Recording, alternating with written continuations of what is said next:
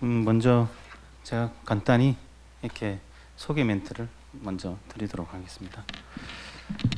저희 이 강감무는 한국영화감독조합과 충구문화재단이 공동 주최하고 서울시 중구 CJ문화재단이 후원하는 충무영화제 감독주간입니다. 지금 저희들이 이렇게 하는 것은 미싱 타는 여자들이고요. 저는 영광스럽게도 좋은 작품을 모드라이트 하게 된 이태겸이라고 합니다. 다시 한번 반갑습니다. 짧게 각자 인사 편하게 해주시기 바랍니다. 예, 안녕하세요. 미싱타는 여자들을 공동 연출한 이혁래라고 합니다. 반갑습니다. 네, 안녕하세요. 미싱타는 여자들의 공동 연출 김정경이라고 합니다. 반갑습니다. 네, 안녕하세요. 미싱타는 여자들의 단독 음악 감독 박성도입니다. 저는 이렇게 이 미싱타는 여자들의 그 모더레이터 제안을 받았을 때, 제가 이 작품을 과연 제가 모더레이터 할 수 있을까 이런 생각이 사실 들었거든요. 그렇게 든 이유가 이렇게 되게 엄청 많은 노력들이 보이기도 했고, 또 제가 헤아릴 수 없는 부분들이 많이 이렇게 세월 속에서 많이 있는 것 같아서 제가 감히 과연 할 수 있을까라는 생각이 들었는데, 또 해보고도 싶은 생각이 들었어요. 그건 어떤 모더레이터 같이 인터뷰를 하면서 뭔가 좀 더 그 작품을 좀 들여다보고 싶은 그런 욕구 같은 게 있었거든요. 근데 저는 이번에 다시 한번 보면서 또 느낀 게, 이 작품에는 되게 많은 인연들이 있었겠구나라는 생각이 들었어요. 이렇게 영화 외적으로도 당연히 그게 느껴지지만 그 이면의 어떤 인연들이나 이런 부분들에 대해서 각자 겹치지 않게 이왕이면 말씀해 주시면 감사하겠습니다. 인연들이라고 하는 게 이제 정영 감독님께서는 시작할 때 인연이 될 수도 있을 거고, 네. 그러니까 저 같은 경우는, 그러니까 영화 주인공 분들은 그 구술생의 그 영상 구술생의 아카이빙 의뢰를 받아서 그 서울시내 노동자분들 32명 인터뷰를 하다가 만나게 됐어요. 박태숙 선생님하고 이숙희 선생님은. 그랬는데 이제 제가 그 전에도 삼풍 아카이빙을 했을 때, 그때 제가 영화를 하는 사람인데 이 아카이빙을 그때는 책만 딱 내고 끝났거든요. 근데 그때 삼풍 사건 관련자들 52명을 인터뷰를 쫙 하면서, 그때 사람이 만났을 때, 인터뷰를 했을 때 나오는 입말들의 그 위력들, 그리고 그 표정들의 위력들을 그때 제가 좀 많이 느꼈는 것 같아요. 그래가지고 그때 좀 이거를 그 다큐멘터리화 하지 못했던 거에 대해서 좀 한이 남았는데, 요번에 이제 그 봉제 역사관에 관련돼서 찍다가 또 이제 그런 충격보다는 그런 인물들, 매력적인 인물들을 2명을 만나게 된 거죠. 근데 그분들이 이제 바로 전태일 시절에 시다 생활을 했었고, 그리고 전태일 사후에 노조 활동을 했던 70년대 여성 노동자들의 산 증인들이었고, 생각해 보니 제가 전태일 평전은 읽은 게 있지만 책에서 못 봤던 이분들의 또 생생한 입말로 표현됐던 말들이 있잖아요. 그런 거.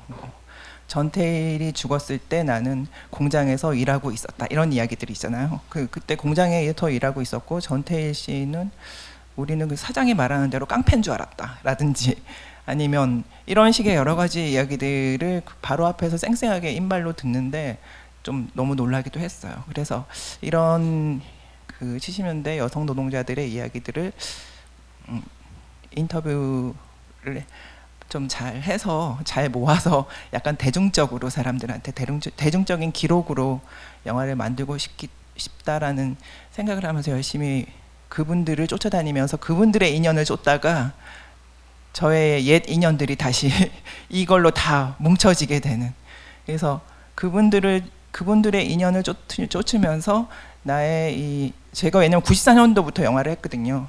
나의 옛 인연들이 이 영화로 다 모이게 되는 약간 그런 작업들이 있지 않았나 이런 생각이 들어요.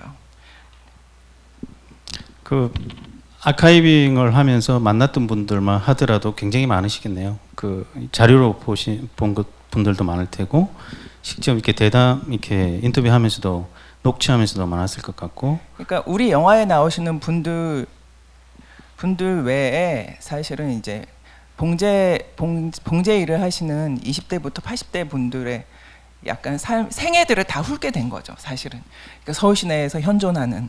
그러니까 그분들의 삶을 보면서 이렇게 생각했던 것들, 그분들은 다들 늦게 다 공부를 하시더라고요. 늦게 다 공부를 하시면서 자기 자녀분들과 같이 공장을 하고 싶어 하거나 이런 꿈들을 나이가 계속 가지고 나이가 있으신데도 되게 그 꿈들에 대한 그 열망이 가득했고, 그 다음에 미싱도 하시고 재단도 하시고 그러지만, 그런데 이제 그 기술자잖아요. 그분들이 패션 기술자이기도 한데 사실은 그 산업화의 그늘에 지금 우리나라가 미싱은 그 재단 봉제 산업 같은 경우는 다 중국이나 아니면 동남아로 넘어갔잖아요. 이제 그러면서 시외로 공장들이 빠져나가면서 이제 그분들의 삶의 현장에 직접 가서 사는 모습도 제가 보고 그러면서 좀 느낀 것들도 있었는데, 그러면서 이제 역사적인 인물들을 만나기 시작하면서 특히 또 여자 노동자들의 분들의 이제 삶을 또 추적하기 시작하면서 좀 더 그분들의 인연에 더 집착하면서 빠져들게 된 거죠. 근데 저는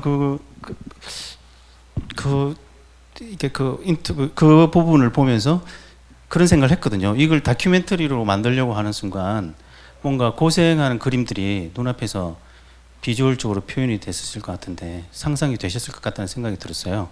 그래서 그 할 때 어떤 갈등이나 고민, 용기라고 해야 되나요? 그런 부분들이 어떻게 쉽게 그렇게 결단이 되셨어요? 저는 그 되게 궁금하더라고요. 맨 처음에는 제가 의뢰를 받은 게 아니잖아요. 전태일 재단이나 아니면 전태일 기념관에서 이런 이야기를 해봤으면 좋겠다라고 저한테 의뢰를 한 게 아니라 제가 제목을 정해서 갔거든요.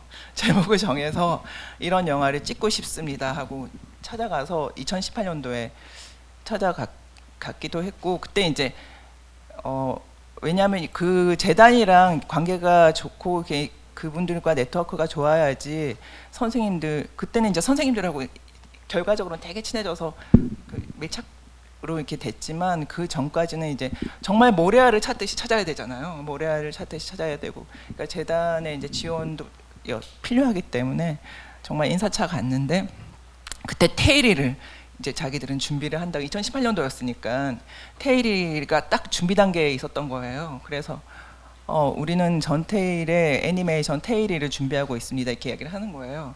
그래서 저는 이러이러해서 당시에 그 시다였던 여성 노동자들을 이야기를 하고 싶습니다. 그러니까 그분들이 도리어 걱정을 하더라고요.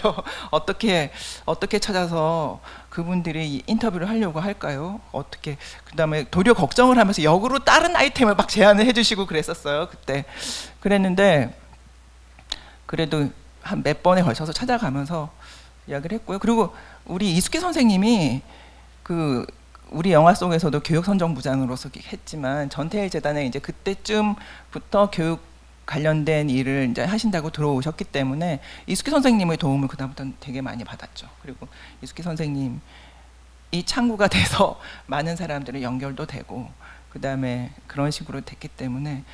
근데 이제 좌절은 선생님들 이제 댁으로 찾아갔잖아요. 맨 처음에 그냥 무작정 많이 찾아갔거든요. 찾아갔는데 예를 들어서 뭐 아직까지 고민해 보겠다라든지, 아니면 고민해 보겠다라는 그런 것도 있었지만, 아니면 이제 시댁도 모르고 그다음에 자식들도 모르는데 어떻게 고민해 보겠다라든지, 아니면 그냥 처음에 갔을 때는 아무 말도 안 하고 그래서 밥만 먹었어요. 밥만 먹으러 간 적도 있고, 여름에 갈 때는 수박 꼭 사들고 가고, 뭐 이런 식으로 선생님 댁은 거의 다 찾아뵌 것 같아요. 그래서 한 두세 번 가니까 결국은 나중엔 다 나오시는 것처럼 잘, 왜냐하면 2019년 4월에 우리 보면 우리 선생님들이 1인 인터뷰 있잖아요. 근데 그 장소가 갤러리 그 그 1인 인터뷰 장소는 되게 조용하고 층고도 천장 층고도 높아야 되고 이렇다는 생각이 들어가지고 세마 창고 갤러리라고 서울시한테 그 도움을 받아가지고 저기 불광동에 있는 청년청 옆에 세마 창고 갤러리를 빌려서 영화 보면 옆에 무슨 훈민정음 책들이 꼽혀져 있을 것 같은 창고들이잖아요. 보면 옆에 그 디테일들이. 근데 거기가 세마 갤러리예요. 그래서 거기서 선생님들 인터뷰를 했었는데, 그러니까 하루 종일 아침부터 저녁 때까지 인터뷰를 했는데 그렇게 아침 일찍 오시게 해서 점심 같이 도시락 까먹고 그다음에 저녁까지 이렇게 하루 종일 집중해서 그 조명 때리고 이렇게 하니까 선생님들이 마음을 많이 여시더라고요. 그때 되게 친해진 것 같아요. 그리고 그때 이제 집중적으로 물어봤던 것들에 대해서 이제 되게 선생님들이 억울한 마음이 많았기 때문에 그 세 분 주요하게 나왔던 그 세 분들이 인터뷰들을 너무나 잘했기 때문에 말씀을 너무나 잘했기 때문에 그때 이야기의 틀이 노동교실을 중심으로 선생님들의 그 윤영기나 소녀기에 이야기했던 것들을 중심으로 이야기를 만들어야 되는 어떤 그림이 나오고, 그다음에 구구 사건은 클라이막스처럼 선생님들이 그걸로 인해서 이제 벌어지는 이야기가 돼야 되겠다, 이제 그렇게 생각을 하면서 인터뷰를 진행을 하고, 그게 이제 마음도 굳혀지게 된 계기였거든요. 그래서 그때는 그렇게 인터뷰를 하고 마음이 더 열려져서 선생님들이 그 이후에 너무나 많이 소개를 시켜주셨어요. 친구분들. 그래서 친구분들 집을 또 무작정 찾아가기도 하고, 여기 임경숙 선생님 집이라든지 뭐 이런, 그렇게 하면서 섭외하면서 찍고 그러다가 이제 이영래 감독님이 들어오면서 이 우리 영화가 완전히 대중적인 눈에 확 뜨이는 비주얼로 아이디어를 같이 하면서 이제 진행이 돼서 이렇게 훌륭한 작품이 나온 걸로 알고 있어요. 그래서 제가 이제 혼자 진행하다가 이영래 감독님이 들어오시면서 내가 이제 꿈꾸던 대중적인 기록, 이영래 감독님이 아니었으면 그냥 기록이 됐을 수도 있었어요. 근데 제가 꼭 대중적인 기록이 되고 싶었던 이유는, 왜냐하면 이런 아카이빙 영상들이 다큐멘터리가 되거나 그랬을 때 항상 사장되거나 묻혀 있더라고요. 사람들이 잘 안 보게 되거나, 왜냐하면 투쟁이면 투쟁 위주로 가거나 아니면 이게 되게 하드하게 나오잖아요, 다큐멘터리들이. 근데 나는 좀 이 사람들의 삶을 사람들이 그 일상적으로, 그다음에 우리가 다 공감할 수 있게 이런 식의 이야기가 되어서 그 시절에도 우리 같은 사람들이 살고 있었고 또 우리보다 더 열심히 살고 있었고, 이런 것들은 되게 쉽게 사람들이 볼 수 있게 했으면 좋겠다는 생각을 했는데, 이영래 감독님이 들어오면서 아주 대중적인 기록이 돼서 저는 이제 마지막까지 흡족해 있었죠. 그래서 이영래 감독님 편집할 때는 전 놀고 있었어요, 밖에서 거의. 그래서 어려운 점은 앞에 좀 그분들의 신뢰를 얻기 위해서 그렇게, 왜냐하면 뒷배가 하나도 없기 때문에 그래서 좀 힘들었는데, 왜냐하면 저도 신인이고, 그다음에 그리고 이제 이 진행을 하다가 그 영화진흥위원회, 그다음에 서울영상위원회 이런 데서 순차적으로 지원이 결정이 되는 바람에 약간 재단이나 이런 데에서도 조금 신뢰하기 하더라고요. 이제 영화진흥위원회는 뭐 문체부다 이렇게 이야기, 문체부 산하다 이렇게 먼저 이야기를 하면서 이야기를 했고요. 서울영상위원회는 서울시 산하다 이러면서 이야기를 하니까 그래도 얘네들이 이제 영화를 정말 찍으려고 하는가 보다 이렇게 생각을 하시는 것 같더라고요. 그래서 이제 그런 기간들을 좀 겪었죠, 사실은. 아, 네. 인연을 길게 이렇게 처음부터 시작할 때부터 지금 이렇게 편집 과정까지 다 이렇게 말씀을 주셨는데, 그러니까 아무래도 뭐 이렇게 제가 이렇게 다큐멘터리만 보더라도 굉장히 많은 어떤 분들의 노력이 배했다는 생각이 확 들었으니까요. 그리고 최근에 이제 또 이렇게 들었을 때는 또 지금도 그 관계를 계속 유지하기 위해서 노력하고 계신 걸로 알고 있습니다. 네, 그럼 그 다음으로 형래 감독님께서 편하게 말씀 주십시오. 사실 비슷한 이야기일 수가 있을 텐데, 일단 이 작업을 하면서 다큐 작업을 하다 보면은 다큐를 만드는 사람도 변화하고 또 이 카메라 앞에 서 있는 그 대상들도 변화를 하게 되는데, 거기서 뭐 여러 가지 많은 기억되는 순간들이 있지만 좀 어떤 보람을 느꼈다, 하는 순간은 그 아까 김재원 감독도 얘기를 했지만 그 출연을 꺼리는 아주 중요한 인터뷰들이 많았습니다. 특히 그 우리 영화에서 그 구구 사건이 나올 때 그 전체적인 상황을 굉장히 그 조용한 말투로 그 설명을 해주시는 그 검은 옷을 입으신 이순자 선생님 같은 분은 사실 70년대 청계피복 노조의 이야기를 다룰 때는 절대로 빠져서는 안 되는 인물인데 굉장히 늦게까지 그 출연을 망설이셨거든요. 근데 사실 그 이유가 그때 평화시장에 있었다는 그 기록이 사실 그분들한테는 낙인과 같은 거여서 굉장히 오랜 시간 동안. 그런데 그 저희가 촬영을 진행하는 동안 그 청계피복 노조의 그 51명이 국가를 상대로 한 손해배상 소송을 진행 중이었거든요.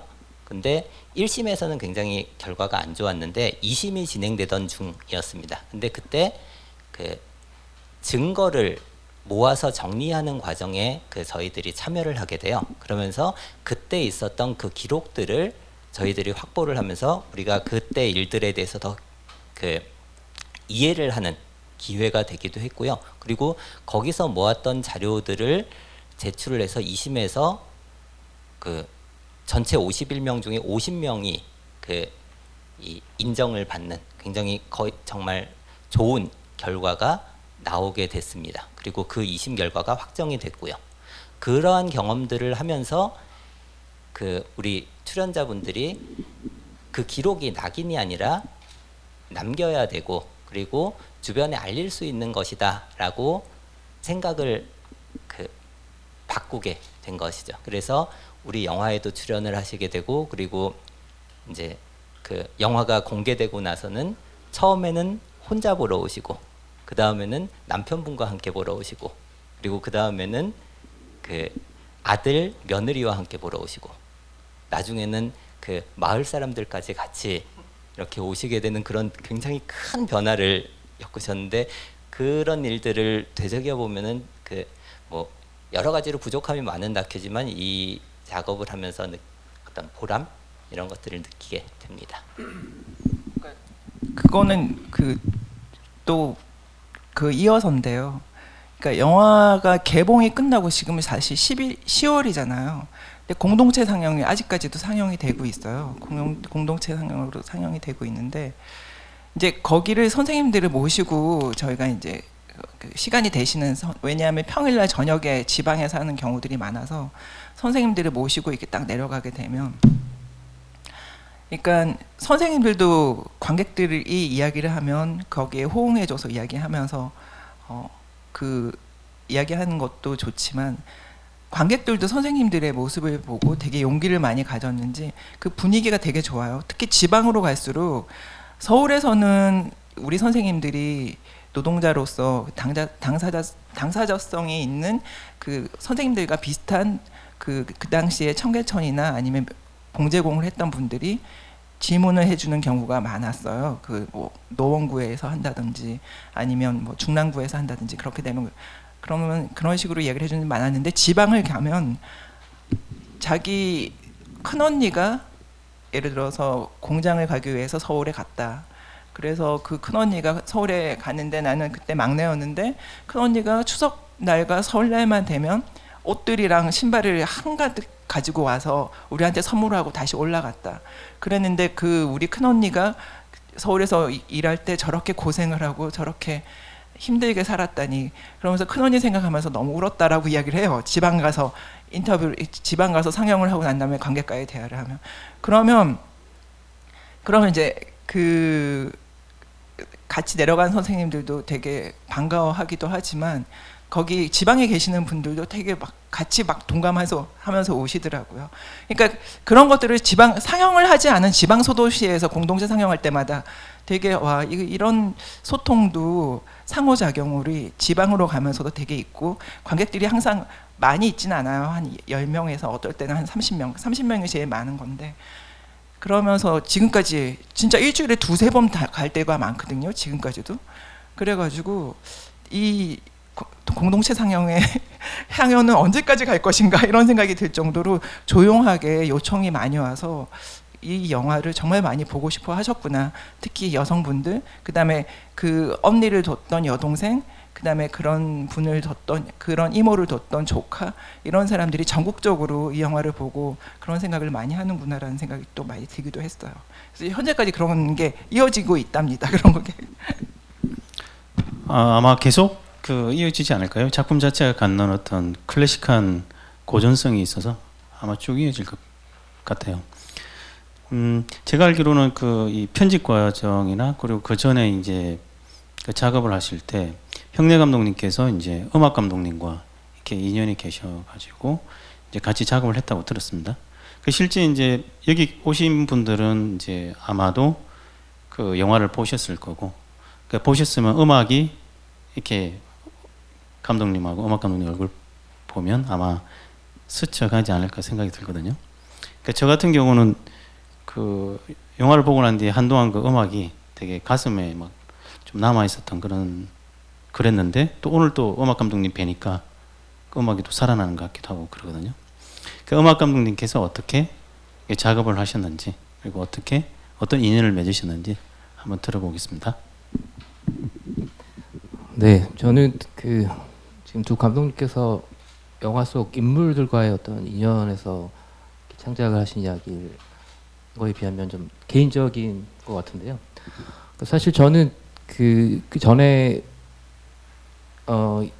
영화 음악을 시작하게 된 지가 오래되지 않았습니다. 그래서 사실 그 전에는 개인적으로 뭐 노래도 만들고 이런저런 뭐 콘텐츠 음악을 만들기도 했지만 사실 개인적으로 영화 음악에 대해서 깊이 이렇게 관여하면서 창작을 하진 않았었는데 원래 그 빅펀치라고 하는 그 예, 원펀치 예, 죄송합니다. 네, 비슷합니다. 사실 네. 많이 헷갈리시는데 그 팀을 하면서 얼마 전에 그 돌아가신 방준석 음악 감독님이 그 앨범의 프로듀서였어요. 그래서 그 인연으로 방준석 음악 감독님과 많이 가까이 지내면서 제가 도와서 음악도 같이 영화에도 참가할 수 있는 기회가 있었고 그런 상황에서 영화에 조금씩 가까워지게 됐죠. 그러다가 이제 제가 2018년에 김윤석 감독님의 영화 미성년의 음악을 맡게 되면서 조금 좀 더 영화와 깊이 관여하고 조금 진지하게 영화에 대해서 고민하는 시간을 보낼 수가 있었던 것 같습니다. 그때 뭐 상당히 어려운 시간이었죠. 뭐 제가 저 초짜가 음악 감독이기 때문에 많은 것을 배우는 시간이었고 채워가고 했는데 어쨌든 그 시간이 되게 저한테는 어떤 중요한 출발의 시간이었던 것 같은데요. 또 감사하게 또 그 이후에 이제 말씀하신 대로 이영래 감독님과는 제가 어렸을 때부터 간간히 뵈면서 알고 있는 선배님이긴 했지만 그렇다고 해서 계속 제가 교류가 있었던 건 아니었거든요. 제가 기억하기로는 제가 대학교 1학년 때 부천 판타스틱 영화제 때 가서 그때 본 이후로 제가 처음 봤거든요. 그때가 98년이었는데 그때는 녹색 머리를 하고 계셨어요. 거기서 멀리서 저분이 형래 형이야. 그래서 그때 멀리서 뵙고 인사한 이후로 처음 뵀었는데 사실 알고 있다고 같이 할 수 있는 건 아니잖아요. 그런데 그 이후에 제가 계속 영화 이 산업 근처에 어떤 좋은 인연 때문에 계속 같이 지내다가 미성년을 만들면서 그때 만들었던 음악을 마침 이영래 감독님께서 많이 들어보시고 이 음악 감독이 만들었던 이러한 어떤 선들이 우리 영화에도 되게 잘 적용이 될 수 있을 것 같다라는 생각을 어렴풋이 하셨던 것 같아요. 그러면서 좀 더 얘기를 갖다가 감독님하고 나누게 되었고 그 과정에서 저도 이야기 자체가 가진 매력이 너무 컸기 때문에 하고 싶었는데 더더욱이 저는 매력이 있었던 것은 그때 이영래 감독님 처음에 말씀하시기로 이 영화는 다큐지만 사실 다큐로 전형적인 다큐로 만들고 싶지 않다는 얘기를 하셨어요. 그러니까 이것은 되게 소녀들의 아름다운 이야기다. 간단하게 이야기해서 그 이야기를 갖다가 잘 보고 나왔을 때 사람들이 보통 다큐, 이를테면 기록 영상을 보고 나왔을 때 감정보다는 되게 아름다운 스토리도 남을 수 있게 되려면은 조금 더 다른 음악이 필요하다. 그런 부분에서 같이 해보자라는 말씀하셔서 저도 좀 더 흥미가 당겼고 그 시작하는데 어떤 많은 일까요? 촉매제가 됐다고 할까요? 어떤 다가가는 데 있어서 주셨던 어떤 클루들이 사실 저는 다큐에 대해서는 저는 아는 바가 많이 없기 때문에 좀 전형적으로 될 가능성이 있었는데 그런 부분에 있어서 감독님이 많이 도움을 주셨습니다. 사실 그런 부분이 그때 오랜 기간에 제 개인적으로 알고 있었던 것, 제가 해왔던 뭐 작업 그런 것들이 이렇게 긴 세월 동안 여기저기 거미줄처럼 엉켜있다가 한순간에 만나서 이 작업이로 이어지지 않았나라고 생각하고 있습니다. 원펀치로부터 시작한 음악 감독님의 얘기 잘 들었는데요. 그 두 분 감독님께서는 어떻게 그 만족스러우신가요?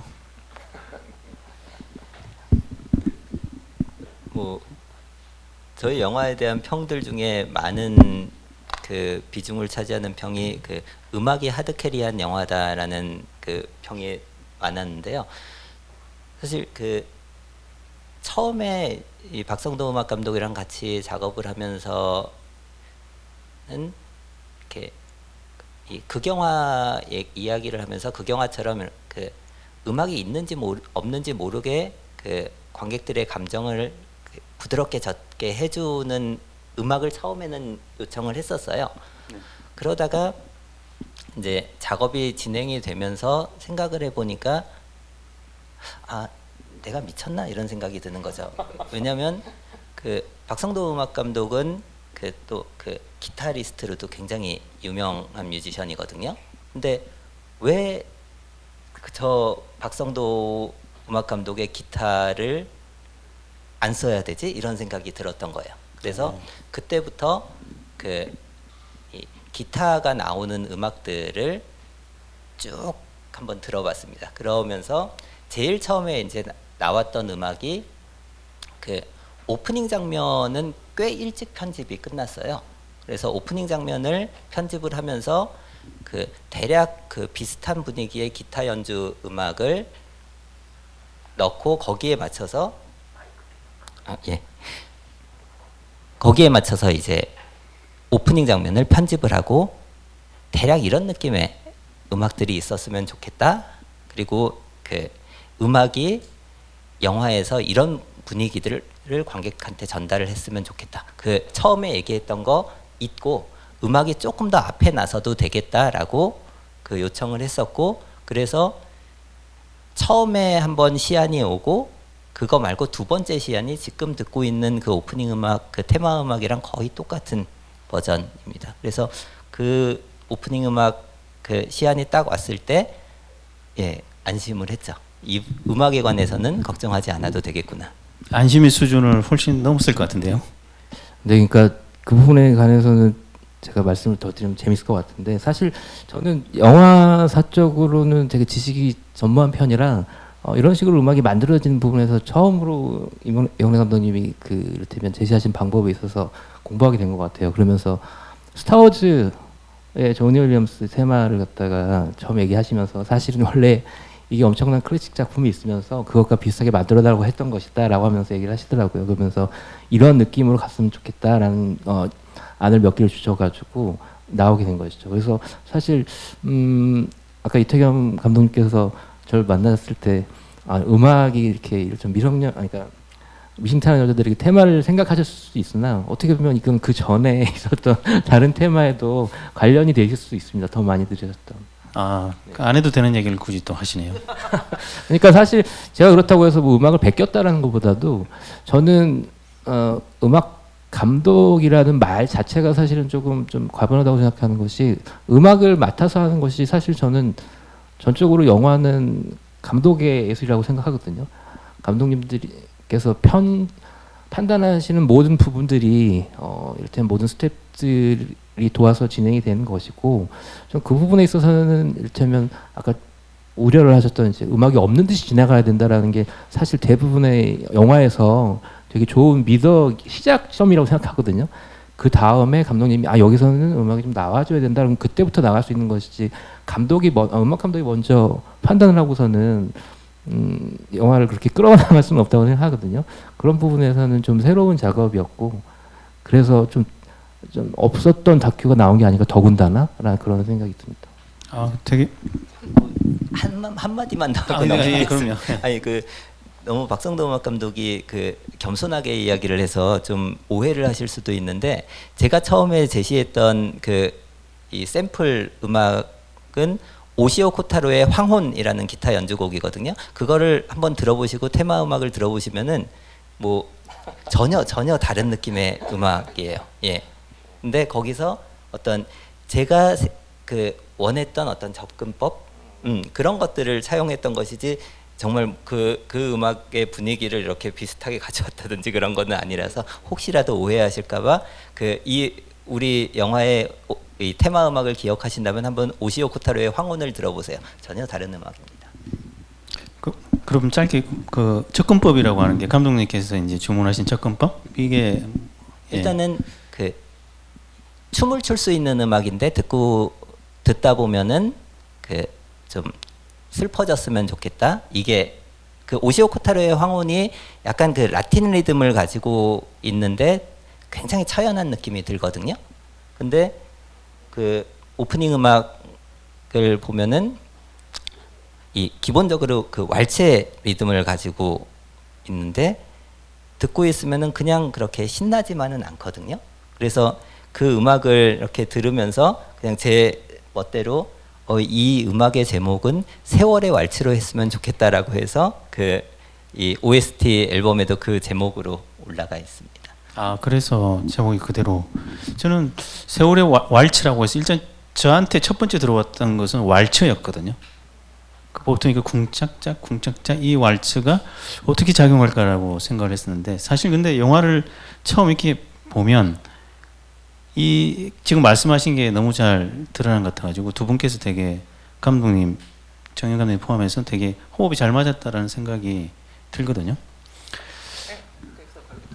그러니까 저희는 이제 감독이 2명이잖아요. 근데 이제 저는 선생님들 막 섭외하고 뭐 이렇게 인터뷰하고 막 이런 게 있었지만, 이영래 감독님이 들어온 순간부터는, 이영래 감독님은 저랑 예전에 제가 PD고 감독님은 감독님으로 무언가를 준비하다가 한 엎어진 경험이 있었어요. 그래서 되게 이제 처절했던 경험이 있었는데, 보통 그렇게 되면 이렇게 안 하지 않습니까? 네. 아니 처절한 기억, 그래도 이영래 감독하고는 오랜 인연이 있기 때문에. 그런데 이제 제가 너무나 이렇게 이 분의 센스를 좋아했기 때문에, 그리고 이분이 짧게 뭔가 편집한 것만 보면 내가 맨날 천재 감독이야, 천재 감독 이러면서 막 사람들한테 이야기하고 다니고 막 그랬었거든요. 근데 이영래 감독을 이 다큐에 영입하기 위해서 제가 한번 맨 처음에 제안했는데 거절당했고, 두 번째 제안해서 들어온 거예요. 근데 이제 이영래 감독님이 들어왔는데, 그러면 내가 좋아하는 스타일의 어떤 음악이 있고 어쩌고 이런 것보다, 이 분이 들어왔으면서 같이 또 뭔가 만들어 나갈 때는 음악 감독님 누구를 생각하냐 하니까 딱 이분을 이야기를 하시더라고요. 그래서 같이 만났어요. 상암동에서 세 명이. 근데 이영래 감독님이 옛날부터 알았던 후배라고 그러고 딱 만났는데, 저는 일단 유머 감각이 뛰어난 사람을 좋아하거든요. 근데 박성도 음악 감독님이 그때 딱 와서 너무 이렇게 약간 되게 풀어진 자세로 되게 웃긴 이야기를 했었어요. 정말. 근데 되게 웃긴데 뼈 있는 이야기였어요. 그래가지고 이영래 감독이랑 이래서 코드가 맞았구나, 이 친구도. 그래가지고 그냥 둘의 호흡이면 뭐가 나오든 나오겠다라고 생각을 했었고, 그리고 처음에 이영래 감독님이 제안했던 일본 기타 음악도 되게 좋았지만, 박성도 음악 감독이 그 다음에 만들어 놓은 건 전혀 다르지만, 정말 어떻게 분위기는 비슷한 느낌? 되게 우리가 정말 가지고 싶었던 어떤 느낌을 딱 구현해가면서, 와 진짜 영리하구나 이분, 이런 생각을 했었거든요. 그리고 그 다음부터는 이분이 뭔가 음원 가지고 와서 우리한테 들려줄 때마다 그냥 계속 그러고 있었어요, 진짜. 그래서 전혀 무리 없이, 그리고 사실은 되게 왜냐하면 기타까지 치실 수 있고, 그러니까 연주에 대한 걱정도 안 해도 되고, 그래서 너무 좋은 감독님이시다라고 생각을 했던 거죠. 사실 왜 이렇게 영화를 하시다 보면 알겠지만, 이렇게 화면 프레임에 다 그게 묻어 있거든요. 감독님이나 같은 동료들이나 이런 느낌들이 다 묻어 있어요. 근데 저희 작품에는 저도 포함되는 건가요? 저희 작품이라고 하면 모더레이터도 네, 저희 작품에는 음악 감독님의 그게 단순히 기교적으로 묻있는 것 같지는 않더라고요. 뭔가 내면적으로 함께하고 있다는 생각이 들었거든요. 그래서 그 얘기도 되게 많이 듣고 싶은데, 근데 일단은 조금 공감하는 차원에서 저희가 그 세월의 왈츠 음악을 준비했거든요. 한번 같이 한번 들어보실까요?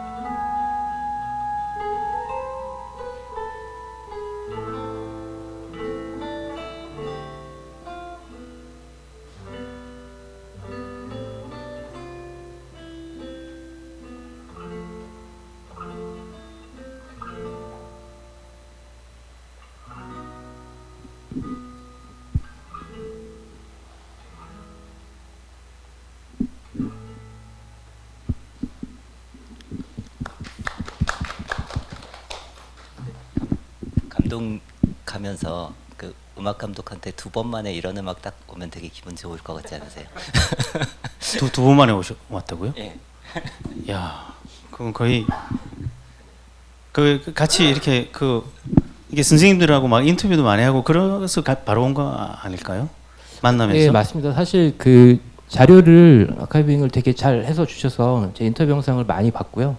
그리고 말씀하신 대로 이 장면은 전적으로 오프닝에서 그 세 분이 미싱을 딱 그 너른 초원에서 사진 장면에 맞춰서 만들어진 것이다 보니까 싱크가 거의 확실했고 시간적으로도 빨리 할 수가 있었죠. 근데 물론 그 두 번째라고 말씀하셨지만 그 두 번째 음악이 나온 데까지는 그 사이에 수많은 단계가 있긴 했는데 어쨌거나 제가 두 번째에 보내드렸을 때 딱 이게 좋다고 하셔서 저도 상당히 기뻤습니다. 예. 누구 아마도 어떤 감독님이라도 그렇지 않을까라는. 저는 사실은 다큐멘터리가 때로는 조금은 딱딱하게 느껴지기도 하지 않습니까? 그리고 저희들이 이제 다루고 있는 소재 주제가 쉽사리 이렇게 또 이렇게 마냥 또 막 즐길 수만 없는 그런 부분들이 있고, 그 소소하지만 어떤 분명히 그 시대적인 가치도 있고 그런 측면에 있어서 이게 어떻게 접근할까라는 생각을 했었는데요. 근데 첫 번째 장면 자체가 갖는 어떤 이 음악성과 그다음 또 이렇게 영화하는 사람으로서 봤을 때는 이 색채감이 되게 독특하다는 생각을 했거든요. 근데 또 이렇게 정현 감독님과 또 얘기를 하다 보니까 노성미 그 화가님하고 또 친분이 계셔가지고 이렇게 같이 또 이렇게 이제 다큐멘터리 작업을 같이 하면서 초상화도 그리고 그렇게 하셨는데, 근데 이게 되게 묘하게 어울린다는 생각을 아마도 하고 계셨을 것 같아요. 왜냐하면 노성미 화가님 같은 경우는 이게 색으로 표현하는 그런 화가분이시거든요. 그러니까 조금 시골에 사시면서 어떤 색으로서 어떤 그 자연이라든가 그분이 바라보는 시점을 표현을 하거든요. 근데 이게 저희 작품이 제일 처음 보면 이게 색이 눈에 띄고 그리고 동시에 또 음악이 이렇게 합쳐지니까 또 한편으로 이게 두 분 감독님이 너무 하모니가 이렇게 조화가 잘 되는구나 이런 생각을 했었어요. 그래서 혹시 그 노승미 화가님이나 이렇게 관련해서 또 말씀 주실 거 있으면. 노성미 화가는 저의 오랜 지인이기도 하지만 사실 그 우리나라에서 몇 없는 그 글도 쓰면서 그림 그리는, 그리고 일러스트도 하면서 파인아트도 하는, 그래서 되게 전방위적인 작가님이시기도 해요. 그래서 지인이기는 하지만 우리 같이 독립 장편 다큐멘터리에 그 스텝으로, 그러니까 그 스텝이 아니라 그림을 쓰기에는 너무나 미안한 관계죠, 사실은. 그런데 이제 사실은 우리 사무실에 노성미의 그림을 붙여놓고 있었거든요. 그게 노를 젖자라는 이름이 써 있는 어떤 그림이 있었는데, 그 그림을 보면서 열심히 여기서 멈추면 죽는다라는 각오로 열심히 일을 하자 막 이러면서 그걸 보고 있으면서 일을 했는데, 사실은 저희가 이 영화를 준비를 하면서 DMZ에 나가기 전에 워크샵을 해요. 근데 워크샵을 하는데 그 워크샵에는 이제 그때까지 그 워크샵은 그 전에 나랑 이제 뭔가 같이 준비를 하려고 했던 어떤 감독님이랑 같이 하려고 했었는데, 그분은 이제 사정이 생겨서 안 하게 됐지만, 그분이랑 워크샵을 할 때 외국의 많은 사람들한테도 그 DMZ는 그때 당시에 그 워크샵에서 외국의 사람들이 PT를 할 때 방법 같은 걸 이야기를 해주고, 그 다음에 뭐 다큐멘터리는 어떻게 만들어야 되고 막 이런 과정이 있었어요. 그래서 그때 이제 결론적으로 뭐가 나왔냐면 비주얼 전략이 있어야 된다. 요새 그 다큐멘터리에는 그 인터뷰만 많이 붙어 있는 것들이나 이런 것들을 잘 안 본다. 그리고 비주얼 전략에 있어서 그거를 고민을 해야 된다. 그렇게 이야기를 해 주시기도 했고, 그 다음에 그 다음 자리에 이제 피칭을 하기 위해서 사람들이 모였을 때, 다음 자리에서 김일권 PD님이라고 그 시네마 달의 대표님이시기도 하는데, 이제 그분은 피아노를 들고 공원에 가는 것처럼 미싱을 들고 밖에 나가봐 이렇게 얘기를 하더라고요. 왜냐하면 그때까지는 인터뷰만 있었으니까. 인터뷰가 있는 것도 그렇고, 그 다음에 공장에 가서 찍은 인터뷰들만 이제 쫙 가지고 있었기 때문에, 그러면서 이제부터 시작이야 그런 걸 하면서 이제 하면 선생님들하고 이제 관계도 좋아졌으니 비주얼 전략을 가지고 이렇게 해야 되지 않겠니 이런 얘기를 했는데, 그게 너무 좋았었어요. 저는 그래서 이영래 감독님 만나가지고 그런, 근데 둘이 딱 통해가지고 그때 이영래 감독님이랑 왜냐하면 우리 부스에 아무도 안 찾아왔거든요. 진짜 인터뷰만 붙어있는 그림만 봐서 그런지 아무도 안 찾아왔기 때문에 둘이서 거기가 파주 가까이에 무슨 평화의 나무 무슨 공원 이름이 뭐지? 평화누리공원이라고, 거기를 이영래 감독님이 운전하는 걸 좋아하시는데 거기 바람 쐬러 많이 가셨나 봐요. 그래가지고 거기로 가보자고 그래서 딱 갔는데 와 너무 너르고, 그리고 동산이잖아요. 동산 같은 느낌이 딱 있고, 하늘하고 맞닿은 그 초록색 구릉이 있는데 거기서 이제 앉아가지고 한숨을 쉬면서, 그런데 여기 참 탁 트이고 좋구나 이런 말들을 하면서 앉아 있었거든요. 그리고 이제 나오고 우리는 이제 계속 사람들도한테 그 관심도 못 받는 프로젝트였는데 어떤 파티에 우리가 우연히 갔어요. 파티에 우연히 갔는데 그때 이제 우리 그 후반 프로듀서로 이제 그 김영덕 프로듀서가 같이 합류해서 있었는데 그분이 이제 해외 통이에요. 해외 통인데 그래서 누가 누구고 이런 것들을 이제 많이 알려줬는데 외국 프로그래머 그 네덜란드에서 하는 캐나다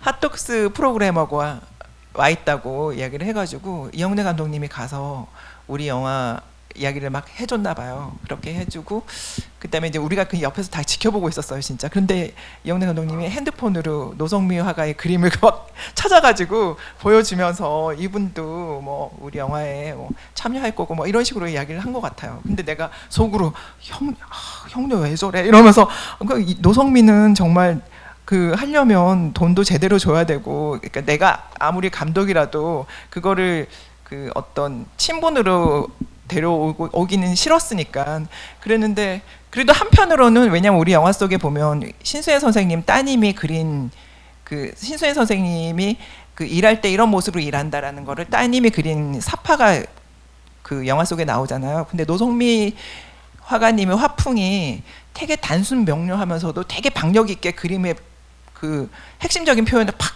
때려 주시거든요. 그러니까 그 그림 보자마자 사실은 노성미 그림이랑 비슷한데 노성미가 저렇게 사파를 그려주면 비주얼 전략, 아까 말했던 워크숍에서 들었던 비주얼 전략을 저렇게만 해줘도 얼마나 좋을까라고 꿈만 꾸고 있었는데 이영래 감독님이 거기 가서 딱 이야기를 한 거예요. 그래서 정말 그렇게 되려면 근데 그분이 반응이 되게 좋았었어요. 그래가지고 이런 그림도 나오고 이러면 되게 좋다 이렇게 얘기를 해서 그래서 진짜 실행에 옮겼죠. 이영래 감독님의 기지 덕분에 제가 실행에 옮긴 거예요.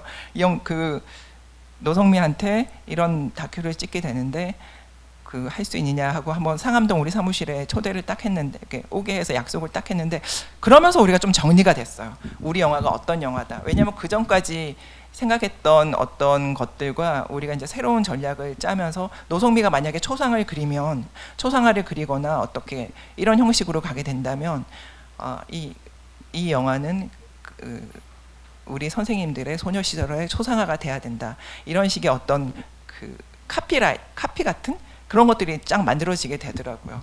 그러면서 약간 노성미를 꼬시기 위해서 우리는 좀 더 정리가 됐고 단계별로 정리가 된 것 같아요. 나중에 합창단도 들어오잖아요. 그때도 또 정리가 되고 이런 식으로 그 다음부터는 함께 하면서 영화가 공처럼 굴러가기 시작했던 거야. 되게 좋은 방향으로. 그리고 많은 사람들이 공처럼 굴러가면서 많은 사람들이 합류가 되기 시작했던 것 같아요. 그 처음엔 좀 외로웠던 게 많이 이제 합류가 되고 이렇게 되면서 영화가 좀 더 영화적으로 잘 됐던 것 같죠. 그래서 그러면서 많은 인연들이 이제 여기에 들어오게 돼서 약간 항상 독립영화는 찍고 나면 미안함이 많잖아요. 그분들한테. 그래서 이제 조금 미안하긴 했지만 그래도 작품 나중에 나온 거 보고 그분들이 좋아하셔가지고 나쁘진 않았죠. 네. 그 미안함을 뭐 지금 어떻게 갚고 계시다고 그때 표현을? 그래서 합창단 단원 됐어요. 평화의 나무 합창단 단원이 돼서 이제 저 그 오디션에서 떨어질 줄 알았는데 딱 단원이 되는 바람에 요즘에 합창단 연습 진짜 열심히 다니고 있습니다. 바쁜 와중에도. 그래서 발표해요. 결국 그래서 발표 때 우리 선생님들이 꼭 자기들 불러달라고 이야기를 하시더라고요. 합창. 근데 제가 이 평화의 나무 합창단에 들어오면서 또 느낀 거는 이분들이 정말 어려운 시간을 내서 우리 영화를 촬영에 도움을 주셨구나. 정말 그 한 70명 가량이 바쁘거든요. 다들 직업도 다 다르고. 근데 우리 영화를 하나를 위해서 그렇게 열심히 매주 화요일마다 연습을 하고 또 녹음도 다 하셨거든요. 따로따로. 그럼 그렇게 해서 이분들이 이걸 찍기 위해서 정말 많은 노력을 했구나라는 거를 단원이 되니까 더 알게 된 그런 케이스가 돼서 너무나 지금 그런 단계로 있습니다. 말이 이상하게 합창단에 들어가려면 보통 노래를 잘 해야 되는 노래를 잘 하시는가 봅니다. 아니요, 제가 붙은 거 보니까 오디션 봤던 사람이 다 붙은 게 아닐까라는 생각이 들었어요. 그래가지고 네, 그 합창단 노래가 제일 특히 엔딩에 나오거든요. 그 흔들리지 않게 이렇게 평화의 나무 합창단 분들이 부르는데 그게 되게 이렇게 힘있게 들리면서도 뭔가 정서를 담고 있어서 합창단 분들이 그저 부르지는 않았구나라는 생각이 들었어요. 뭔가 음악 감독님께서 그 지휘도 하고 막 그랬다는 얘기를 네, 들었습니다. 전체적인 프로덕션 일정상 그 평화나무 합창단이 불렀던 노래는 이미 평화나무 합창단 내부적으로 다 정해져 있던 상황이었어요. 그래서 이분들께서 미리 연습을 하셨고 이제 저희는 이제 녹음을 앞두고 저희 프로덕션에 맞게 이것을 그 소스를 가지고 써야 되는 상황이 된 것이고, 저는 이제 그 전에 녹음 전에 연습을 한번 참관을 하고 그분들이 연습하신 것을 바탕으로 영화에 어떻게 쓸 것인가를 이제 감독님과 협의를 하고 준비를 하고 있었죠. 녹음실에 가서 이분들 녹음하실 때 일단은 평화나무 합창단의 지휘자님께서 이 곡 자체를 편곡을 미리 해놓으셨었고 그 상태로 그대로 녹음을 했습니다. 대신 제가 이제 저희 영화를 위해서 소스를 조금 여러 가지 방향으로 조금 정리를 해서 편집 방향에 따라서 이거 어떻게 쓸 수 있을지 좀 유연하게 만들어 놓은 상태였고요. 결과적으로는 처음에 그 평화나무 합창단이 편곡을 해놓으셨던 방향 자체는 상당히 힘차고 강한 곡이었어요. 되게 전체적으로도 되게 훌륭한 곡이었고 연습도 많이 하신 덕분에 되게 좋은 결과물이 그대로도 있었는데 마지막 부분에 가서는 조금 저희 영화의 마지막 부분에서는 그 장면을 좀 훑고 가는 장면에 있어서는 좀 그 고저가 평화나무 합창단이 만들었던 것보다는 조금 힘을 좀 뺄 필요가 있었던 상황이었고 좀 더 어떤 효과적인 부분을 감독님께서 넣고 싶어 하셔가지고 좀 소스를 제가 좀 많이 쳐내고 그러고 하면서 그런 부분을 만들어냈었죠. 그래서 이 공은 상당히 그런데 중요한 건 기본적으로 소스가 좋지 않으면 그런 걸 하기 되게 힘들거든요. 그래서 이 자리에 안 계시지만 평화나무 합창단 지휘자 이하 합창단 여러분께 되게 감사를 드리고요. 그 말씀 아까 하신 김에 한마디만 제가 더 거들자면 지금 김정현 의원님 말씀하신 것처럼 보통 영화 프로덕션 전체가 이렇게 굴러가는 어떤 상황을 보면은 상당히 많은 스태프들이 있고 그 스태프들을 이렇게 또 관장하시는 감독님들이 계시고 하다 보니까 되게 다양한 층위에서 많은 정보들이 모아지다 보니까 이게 복잡하고 힘든 일이거든요. 그러다 보니까 사실 그 시너지가 이루어지는 것 자체가 정말로 힘들고 그것을 해내는 게 그 프로덕션의 힘이고 어떻게 보면 감독님, PD님들께서 그것을 잘해내신 게 정말 대단한 일이라고 생각이 듭니다.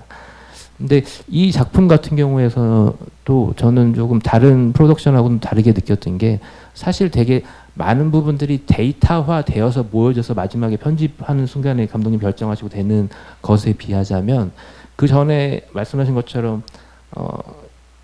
미술 해주신 노성미 작가님도 그렇고 저도 그렇고 합창단 참여하신 분들도 그렇고 다 이 프로덕션 내부에 계셨어요, 모두. 심지어 저는 노성미 작가님 댁에서 촬영하는 댁에서 전 찾아가지고 그 집에 가서 그 장면을 보면서 좀 뭐 이렇게 저 스스로 되게 이렇게 생각을 많이 이제 인큐베이팅 하고 그랬었는데요. 전 가급적 촬영장을 많이 가려고 하는데 사실 촬영장에 찾아가는 게 상당히 이를테면 폐가 될 때가 있거든요. 그런데 사실 미싱사는 여자들 같은 경우는 촬영장 찾아가는 게 상당히 반가운 일이었고 그 상황에서 되게 서로 많은 것이 시너지가 이루어지고 있었던 걸 좀 많이 느꼈습니다. 그래서 심지어 저는 그 사이에 그 노성민 작가님 책도 읽고 하면서 저도 양평에 빨리 집을 사고 싶다라는 생각을 하고 그랬는데 그러면서 뭔가 이제 말씀하신 것처럼 그냥 결과물을 보내고 그것이 모아진 작품이 아니고 이 사람들이 거기 어떤 하나의 사람으로서 묻어져 있었다라는 게 아마 그런 부분들이 계속 되게 잘 이루어졌기 때문이 아닐까라는 생각을 합니다. 성동음악 감독님 그 지금까지 했던 작품의 어떤 방법하고도 조금 달랐겠네요. 말씀드린 대로 제가 작품을 많이 해보진 않았지만 제가 뭐 다른 감독님들 도와서 했던 작품 촬영, 그러니까 도와드렸던 음악에서도 그렇고 뭔가 시스템적으로 전체적으로 되게 많은 돈이 들어가는 산업이잖아요.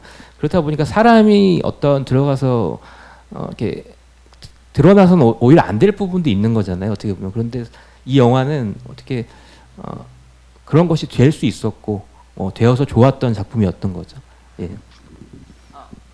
저희가 여기에 덧붙여서 저희가 보면 이제 촬영이나 조명이나 이런 기술 스태프들 녹음도 그렇고 그때 처음부터 이렇게 정했던 게 아니라 그때 저희가 그 분들을 소개를 받았어요. 그러니까 뭐 민영근 감독님한테도 소개받고 박찬옥 감독님한테도 소개받고 뭐 이러면서 촬영 스텝 그다음에 그 조령 스텝, 조명 스텝 이런 분들이 현장에서 왔는데 이분들 그러니까 이 이야기의 핵심은 그거예요.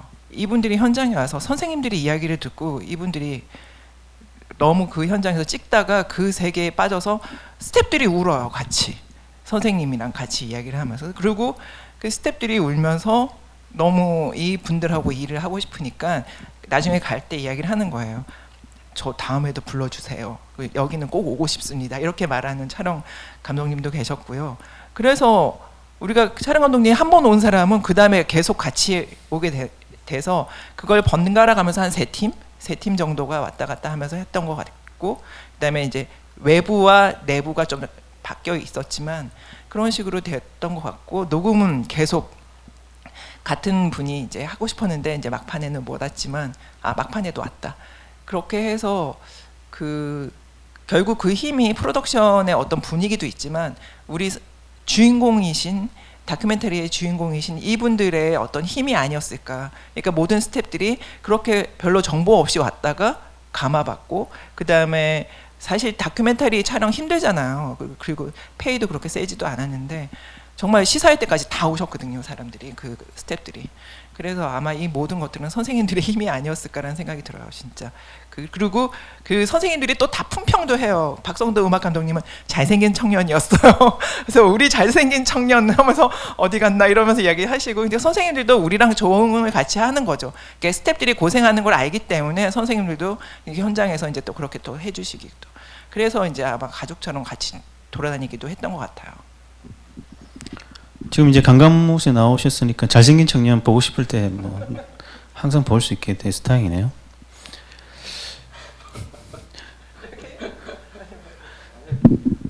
그거는 뭐 그 자리에서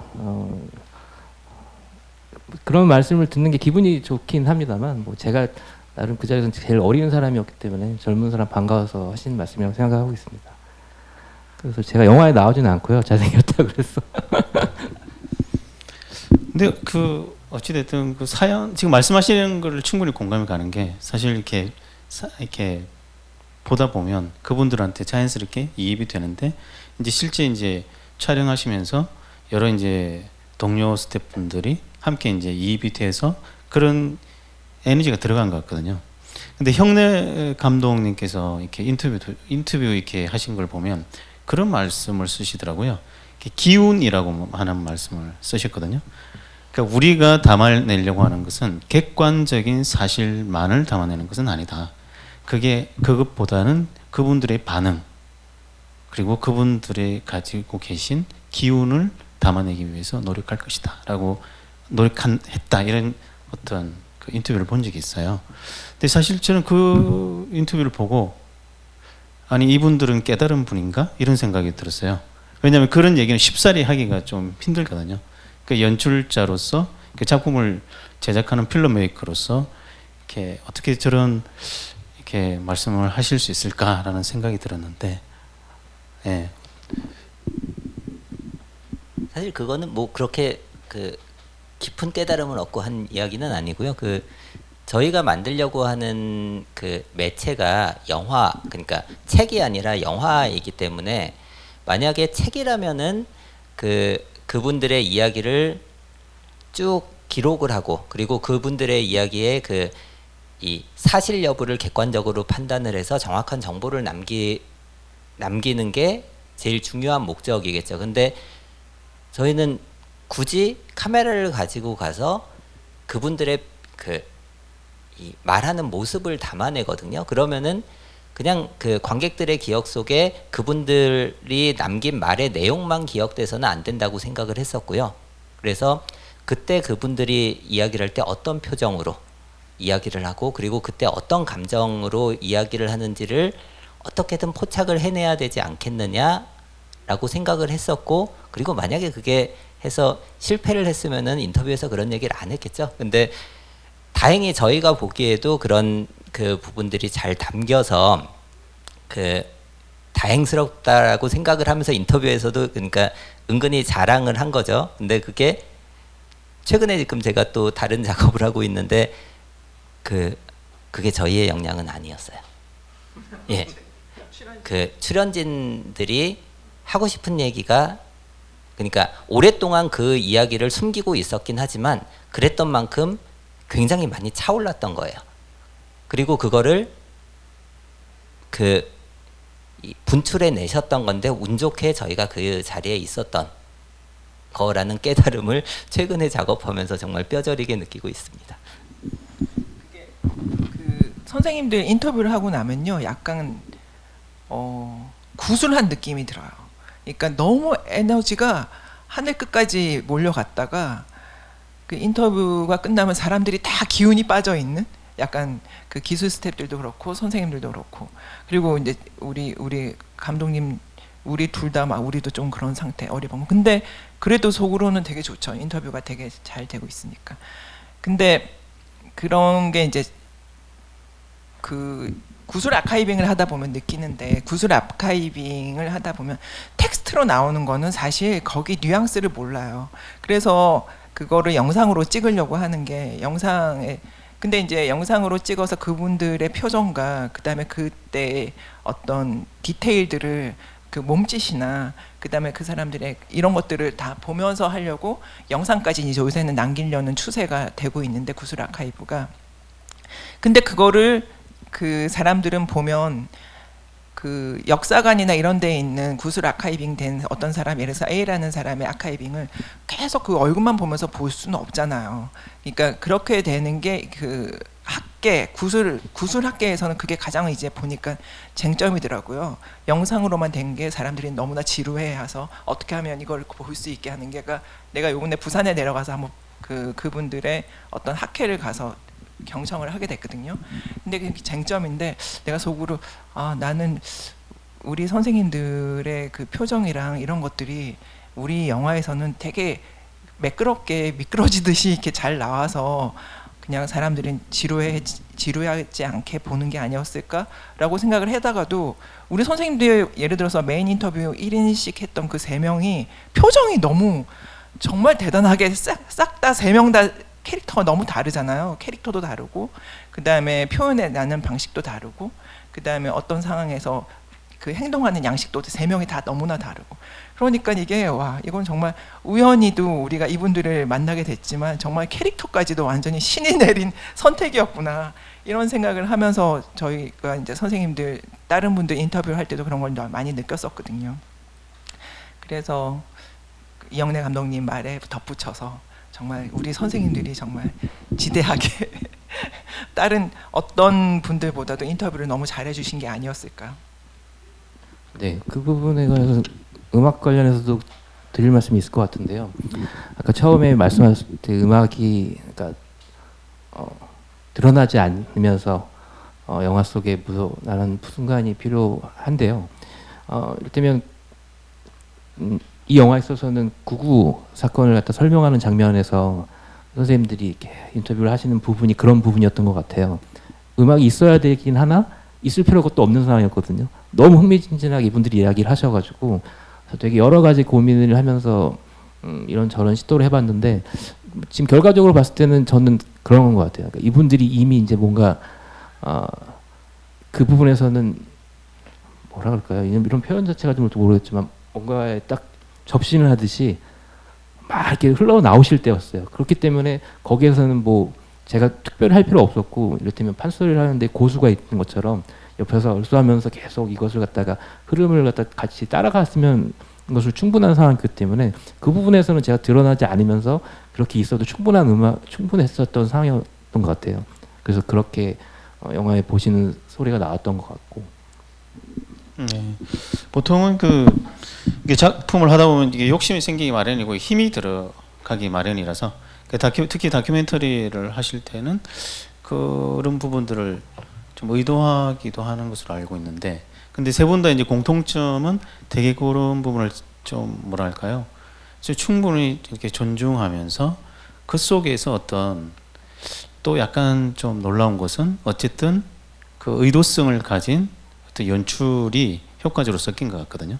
그 초반에 어떤 그게 이제 색과 관련된 초반에 어떤 초반 장면이 그 가을 들판처럼 이렇게 갈색 들판에 또 대비되게 파랑색 하늘, 그리고 저는 되게 좋았던 게 재봉틀의 실색이 제일 첫 번째 컷에서는 그게 붉은색이 나오고, 그리고 이게 가만히 보니까 이제 녹색 실도 있고 한 두 가지 색이 더 있었던 것 같아요.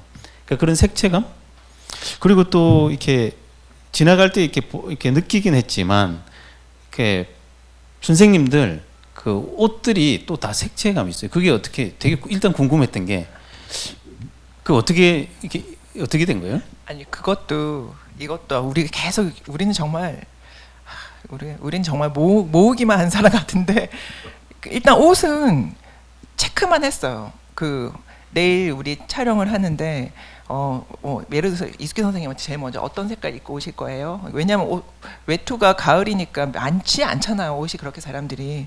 그러니까 나는 빨간색을 입고 갈래요. 이렇게 얘기를 하면 신수연 선생님한테 내일 이수기 선생님 빨간색 입고 오신대요. 그럼 아 그래요? 그러면 나는 뭐 주황색 입고 가지 뭐 이러면서 얘기를 하고요. 그러면 이제 나중에 임미경 선생님한테 두 분이 무슨 색 입고 오신대요. 그러면 나는 까만색 이러면서 딱 정하세요. 그때 그런 식으로 선생님들의 의상은 자신들이 다 가지고 있는 거에서 그렇게 딱 성격에 맞게 다 준비를 해오신 거고요. 그 다음에 거기에 나오는 실 그것도 얻어 걸린 거. 저희는 정말 그 을지로에 가서 을지상사라는 데 가서 그 당시에 미싱을 빌리고, 그 다음에 미싱만 빌리면 안 되니까 전기를 쓰면서 공업용 미싱은 전기를 쓰면서 해야 되니까 아예 책상을 맞췄어요. 거기 화면에 딱 맞게 원래 그거보다 조금 더 길게 맞췄어요. 길게 맞추고, 왜냐하면 거기다 뭘 둬야 되니까 그렇게 맞추고 3개만 이거 돈도 좀 드는데 이거 어떻게 해야 된다라고 했는데, 그때 마침 평화의 나무 합창단에 우리 영화랑 같이 이렇게 연결을 시켜줘서 도와주신, 원래 김영덕 PD가 평화의 나무 합창단의 멤버였고 거기에 이제 총무가 아니라 거기서 일하시는 분이 우리를 담당해서 왔다 갔다 하시는 분이 계셨는데, 그분이 알고 보니 어머니도 부산에서 미싱을 하셨고, 그 다음에 이 언니도 그 대학생이지만 옛날에 그 80년대 초반 학생들은 대학생이지만 그 노동 현장으로 투신한 분들이 많은데 노동 현장 투신을 했던 경험이 있어서 너무나 미싱을 잘 다루시는 분이었던 거예요. 그래서 그분이 나한테 이야기를 해주는 거예요. 그냥 근데 너희들 이렇게 준비해가면서 뭐 하가냐? 뭐 그래서 아니 그냥 거기 가서 그냥 미싱 박으면 되지 않을까요? 그러니까 아니다. 그냥 거기 가서 뭔가 이렇게 박아야 되는데 그 박는 거 준비를 그 쿠션 같은 거를 만들어서 해올 테니 그냥 준비를 해오겠다. 그래서 이름 박는 건가? 뭐 이런 이야기가 왔다 갔다 하다가 그거를 또 평화의 나무 합창단 분들이 밤에 다 준비를 해주신 거예요. 그러면서 그 언니가 실패랑 이런 것들도 다 준비를 해요. 이런 것도 필요하다. 이런 실패랑 이런 것들도 있어야 되고 뭐 북집도 필요하고 뭐 이런 것도 필요하다. 그러면서 그 언니가 디테일을 다, 그러니까 거의 소품과 그 다음에 그 장면에 나오는 디테일들 그리고 기술 감수 이런 것까지 그분이 다 해주신 거죠. 그래서 그 장면이 어떤 그 시행착오 없이 너무나 잘 이루어진 거고, 그리고 너무 고맙더라고요. 그래서 그 이후에도 그분이 많이 도움을 또 주셨어요. 그래서 이런 식으로 된 거예요. 그러니까 그럼 의도하지 그냥 걸린 거네요? 네, 모든 분들이 도와주시면서 걸린 거예요, 다. 걸렸다고는 하지만 그게 호흡이 다 잘 맞고 그래야 걸리는 거지 막 걸리지는 않는 거잖아요. 저는 이렇게 형내 감독님도 말씀하시고 다 이렇게 말씀하신 것 중에서 이렇게 되게 인상적이었던 게, 어찌됐든 아까 말씀드린 그분들의 반응을 이렇게 받아들인다라고 하셨잖아요. 그것이 핵심이다라고 했잖아요. 근데 그 부분들이 그 감수성이 그때 당시 이제 77년도 이제 9월 9일을 전후로 한 그 감성들, 그때 그 어떤 여성 노동자들, 그리고 되게 어렸던 나이거든요. 막 10대, 작게는 뭐 12살부터 14살, 뭐 16살, 뭐 이 정도의 나이라 그 감수성을 그 어떤 노동교실이라든가 그 구구 사건에 이렇게 얘기를 하시면서 녹혀 있다는 생각이 들었어요. 근데 놀라운 건 뭐냐면 이렇게 배치되신 게 이렇게 노승미 작가님의 어떤 그림의 색채감이 저는 그것이 일치한다고 봤거든요. 제가 볼 때는 그랬었어요. 그래서 이게 어떻게 이렇게 조화롭게 잘 배치가 됐을까? 거기다 그분들의 어떤 심정과 똑같은 그 색채감과 똑같은 음악들이 또 나오길래 또 한번 제가 놀랬던 그런 그 상황이 이렇게 얘기가 있었거든요. 예. 사실 그 이제 초상화에 이수키 선생님은 녹색 그리고 그 연록색이죠. 그 연록색 그리고 신순여 선생님은 빨간색, 그 임미경 선생님은 분홍색 이렇게 됐는데 그 색채는 저희가 지정한 건 아닙니다. 그냥 그 노성미 화가와의 인터뷰, 노성미 화가가 우리 주요 출연진들을 인터뷰한다라는 설정을 만들어 놓고 좀 그 생뚱맞은 질문으로 시작을 하고 싶었어요. 그래서 그런 질문이 뭐가 있을까 하다가 김재현 감독이 어떤 색을 좋아하세요? 라는 질문으로 시작을 하면 어떨까라고 그 제안을 했고, 그래서 그 질문에 나온 답대로 노성미 작가도 그 그림을 그리고, 그리고 박성도 음악 감독도 그 음악을 만들었던 거죠. 그래서 사실은 그 좀 많은 것들이 저희가 의도하지 않은 상황에서 저희는 그냥 어떤 그 반응을 할 수 있는 세팅만 해놓고 그 안에서 우리 출연진들이 그 반응을 하고 그 반응에서 나온 단서들을 가지고 이후에 그 이야기들을 만들어가고 하는 방식으로 저희가 그 작업을 했거든요. 그래서 그냥 저희 안에서는 이거는 그 다큐의 프로덕션이 아니라 예능처럼 만들고 있다라고 얘기를 했었어요. 그러니까 왜냐하면 그 예능이라는 게 그렇잖아요. 그 모든 그 대사나 행동들을 그 대본에 적어놓지는 않고 설정을 제시를 하면은 그 설정 안에서, 그 상황과 설정 안에서 그 출연자들이 반응을 하면서 그 움직이잖아요. 그러면서 반쯤은 연기고 반쯤은 실제 그 사람이 드러나는 그 재미에 우리가 예능을 보는 거거든요. 근데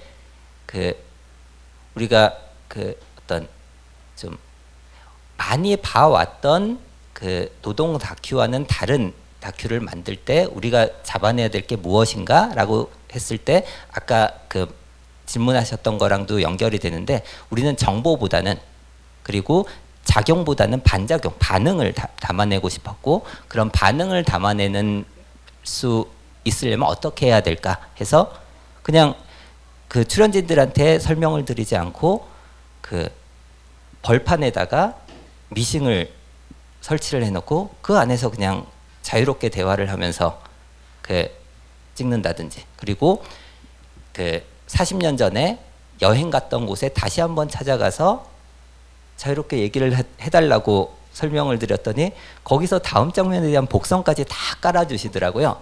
그러니까 그 영화 그 내용상으로 보면은 그 강릉 장면 다음에 이제 본격적으로 9.9 사건의 이야기가 나오잖아요. 근데 그 강릉 장면에서 감옥 갔던 얘기를 막 웃으면서 이야기를 하고 그러면서 복선을 깔아주고 그 다음에 그 이야기로 그 본격적으로 9.9 사건 이야기로 넘어가게 하고, 이런 것들이 그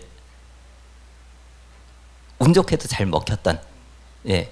근데 그런 것들이 그런 상황들에 충분히 반응을 할 수 있을 정도의 준비가 되어 있는 인터뷰이들을 만났기 때문에 저희가 그런 것들을 할 수 있었던 것 같아요. 네, 세 분 선생님들께서 이렇게 그만큼 또 에너지도 계셨고 잘 된 부분도 계실 텐데, 근데 중간중간 어쨌든 그 감독님으로서는 연출적인 배치를 하신 것 같아요. 첫 장면도 그렇고, 그 파도가 세 분이서 이제 강릉에서 이제 거닐고 계시는데 뒤에 파도가 기억나실 것 같은데요. 거의 하얀 거품을 토해내듯이. 아 근데 그것도 기적같이 나온 거예요, 정말. 나중에 그 파도가 이미 많이 치는 곳에서 일부러 하신 거 아니에요? 그때 이제 그 촬영 그건 감독들한테 아니고요? 줬던 그 레퍼런스가 그 이 예전 프랑스 영화 남가여라는 그 영화를 보면은 파도가 벽처럼 그 프레임 위까지 그 수평선을, 보통은 프레임 안에서 수평선을 아래에 잡잖아요. 그래서 하늘이랑 바다가 같이 보이는데 남가여에서는 그 바다가 프레임 위쪽을 다 가리고 있거든요. 그래서 마치 바다가 벽처럼 보이게 그렇게 촬영을 했어요. 그 굉장히 그 긴 망원 렌즈로 찍어서. 그래서 저희도 그때 이제 촬영하시는 분한테 드렸던 레퍼런스가 그 장면이었어요. 그리고 그때 파도가 쳐서 마치 이 출연진들은 그냥 그 웃으면서 대화를 하고 있는데 그 뒤에서는 그 사람들이 모르게 뭔가 이렇게 닥쳐오는 것 같은 그런 느낌들을 주고 싶다라고 생각을 했었는데 그때 또 추웠어요. 그래서 출연진들은 고생을 하셨지만 그 원하는 그 파도의 느낌들을 잘 잡아낼 수 있어서 그때 그 찍을 때 그 파인더를 보면서 내가 원하던 느낌은 잡았다라고 생각을 했는데 중요한 거는 그때 그분들이 무슨 얘기를 나누시는지는 저는 몰랐어요. 왜냐하면 보통 그 무선 헤드폰을 끼고 이 녹음하는 걸 듣는데 바람이 많이 부는 공간에서는 그 무선이 잘 안 통해요. 그래서 헤드폰을 꼈는데 무슨 얘기를 하는지 하나도 몰랐던 거예요. 그러니까 그냥 뭐 웃다가 막 왔다 갔다 하시는데 그분들이 무슨 얘기 하는지는 돌아와서 편집하면서 알았어요. 근데 거기서 복선 다 깔아주셨지. 그리고 노래 한번 불러달라고 주문을 했었거든요. 그러면서 이제 좀 약간 걱정을 했었던 거는 저예산 영화를 만들다 보면은 그 노래가 들어갈 때 저작권료가 걱정이 되잖아요. 그러니까 뭐 유명한 음악들을 하게 되면은 아주 많은 돈을 지불을 해야 되는데 그때 그 영화 속에 나왔던 그 찬송가를 부르셨는데 그 찬송가는 뜻없이 무릎 꿇는. 예. 그거는 저작권자가 이미 오래전에 돌아가셔서 저작권료와 전혀 관계없는 노래를 불러주셨기 때문에 그것도 쓸 수 있었고요. 그러니까 모든 게 잘. 그리고 마지막 장면에 선생님들이 자기 사진을 보면서 이야기하는 장면이 있잖아요. 그래서 다들 물어봐요. 그거 대본이 있었냐고. 그 무슨 대본이 있었겠어요? 왜냐하면 선생님 우리가 인터뷰를 했던 세 분 말고 나머지 그 공장 찾아간 분 외에 이게 친구분으로 왔던 외에 그날 처음으로 오신 분들도 계셨거든요. 그날 처음으로. 근데 사진에서는 정말 많이 나오신 김덕순 선생님이라든지 그날 처음 오신 분들이 많이 있었는데 그분들이 그냥 사진 보고 자기들이 이야기를 하고 싶었던 걸 그대로 이야기한 거예요. 근데 그 이야기가 아까 이영래 감독님 말처럼 항상 우리가 상황만 주면 우리가 정말 원하는 걸 훨씬 뛰어넘는 이야기들이 많이 나왔다고 하는 것처럼 마지막 장면에서도 그 선생님들이 잘 살았어 라든지 친구들아 고마워 라든지 뭐 그러면서 끝내 말을 못하고 그냥 쓰다듬기만 하는 분도 있고 막 이런 것들이 그분들의 모든 태도가 자기의 과거의 사진을 보고서 했던 게 이게 거의 핵심적인 장면으로 나올 수밖에 없는 그거를 그분들이 그대로 그렇게 해주셔서 너무 고마웠고요. 그래서 그때도 약간 그 비하인드 스토리가 원래 현장이 공장에 있었던 자리였지만 지금은 거기가 가게가 되어 있잖아요. 그래서 거기가 도매상이기 때문에 밤에만 열고 낮에는 그렇게 차양이 다 쳐져 있어요. 근데 우리가 그때 보러 갔을 때 맨 처음에 헌팅을 하러 딱 갔을 때 차양이 쳐져 있는 걸 딱 보면서 와 이거는 완전 설치 예술도 이렇게 만들어도 이렇게는 못하겠다 할 정도로 미로처럼 그렇게 다 되어 있는 거가 다 차양이 쳐져 있는 거예요. 그러니까 그 천막들이 쳐져 있는데 그래서 여기다가 이런 거를 설치를 하고 선생님들이 이렇게 왔을 때 이런 거를 찍자 이렇게 이야기를 하다가 근데 실제적으로 선생님들을 모시고 오면 이 미로를 어두운 데서 걸어가시게 하고 그다음에 그거를 자기의 사진을 보고 그걸 놀래서 이야기를 한 다음에 들어가서 왜냐하면 다른 분들이 그 사실을 알면 안 되잖아요. 왜냐하면 좀 그 어두운 곳에서 자기 과거의 사진을 보고 막 놀라게 하는 걸 찍고 싶었으니까 우리가. 그래서 이제 선생님들을 모시고 인터뷰를 하게 딱 하고 그다음에 모시고 다시 우리가 왜냐하면 헤드쿼터가 그 같은 층에 있는 다방이었어요. 근데 그 다방에 전태일 씨도 가셨던 되게 오래된 명보다방이라는 다방이에요.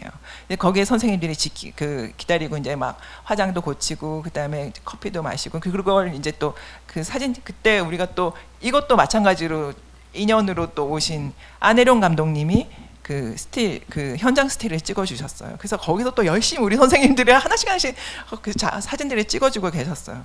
근데 선생님들은 이제 딱 그렇게 자기의 과거를 보고 인터뷰를 하고 그 다음에 이렇게 딱 돌아갈 때는 어김없이 열이면 열 다 우세요. 막 눈물을 흘리시고. 근데 감정이 너무나 벅차 있어서 그 어두운 공간을 그냥 혼자서 걸어갈 수가 없잖아요. 미로처럼 되어 있기 때문에. 그래서 선생님 모시고 하면서 제가 잠깐 기뜸을 했어요. 선생님 근데 이거 비밀로 꼭 해주셔야 된다. 그래서 왜냐하면 안에 들어가서 이야기해 주시지 마셨으면 좋겠다. 왜냐하면 다른 선생님들도 이렇게 이야기를 하고 이랬으면 좋은 걸 우리가 찍고 싶어서 그런 거다. 그러니까 선생님들이 울면서도 막 이렇게 하면서 이제 같이 가요. 근데 정말 놀랬던 거는 이 선생님들이 진짜 다 모르는 상태에서 와서 그 장면들이 다 나온 거예요. 그 장면을 알았으면 그렇게 장면이 안 나오겠죠.